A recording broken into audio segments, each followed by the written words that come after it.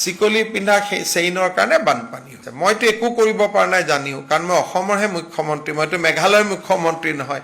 যিবিলাক মানুহে আমাক নেদেখা কাৰণলৈ সমালোচনা কৰি আছে USTM তো দেখা কাৰণ এটা সন্মুখতে আছে এটা মেঘালয়ত এইবোৰ দেখিওতো মই একো কৰিব পৰা নাই যিবিলাক মানুহে আমাক নেদেখা কাৰণলৈ সমালোচনা কৰি আছে USTM তো দেখা কাৰণ এটা সন্মুখতে আছে কিন্তু সেই মানুহবিলাকেতো আকৌ USTMক গালি নাপাৰে তাৰমানে আমি সব পলিটিক্যালি চাওঁ নহয়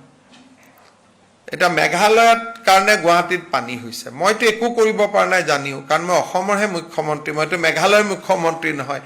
গতিকে মই সংবিধানৰ ৰাস্তা দি গৈছো সুপ্ৰিম কোৰ্টক পিটিশন দিছো যে এইটো সলভ কৰক যদি ষ্টাডিয়ে কয় যে নাগালেণ্ডৰ অমুক ঘটনাৰ কাৰণে আমাৰ পানী হৈছে আমি হয় নাগালেণ্ডৰ মুখ্যমন্ত্ৰীক লিখিম নহলে নাগালেণ্ডৰ কাৰণে সুপ্ৰিম কোৰ্টত যাম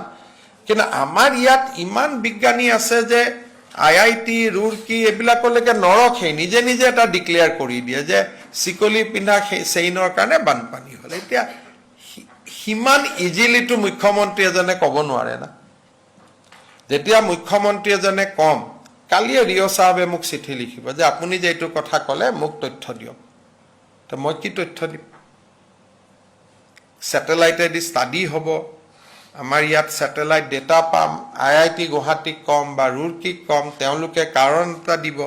কাৰণটো লৈ আমি সংবিধান মতে যাব লাগিব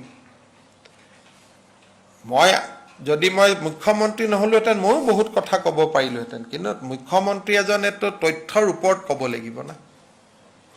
কাৰণ মই যিমান দূৰ খবৰ লৈছো প্ৰথম মোৰো ধাৰণা আছিল যে ডাঙৰ কিবা কয়লা তলা চলি আছে নেকি